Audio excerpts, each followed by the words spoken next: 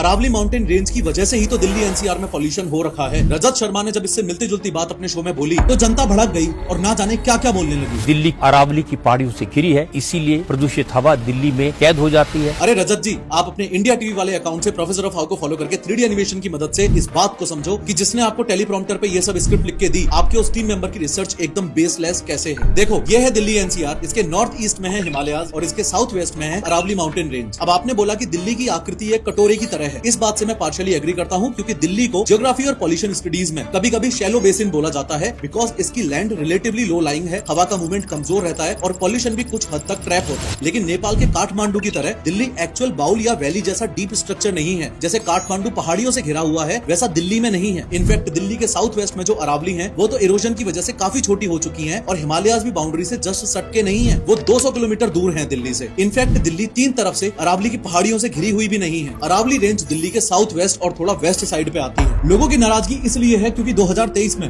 आपने air pollution के लिए केजरीवाल को जिम्मेदार ठहराया था। कि दिल्ली में रहने वालों की उम्र 10 साल कम हो गई है, इसका जवाब केजरीवाल को देना होगा। लेकिन सिर्फ 2 साल बाद आप एयर पॉल्यूशन के लिए रेखा गुप्ता जी को जिम्मेदार ठहराने की बजाय उस 250 करोड़ साल पुरानी अरावली को जिम्मेदार ठहरा रहे हो। जैसे केजरीवाल के टाइम पे तो वो अरावली थी ही नहीं। अरावली तो दिल्ली एनसीआर को रेगिस्तान बनने से रोकती है।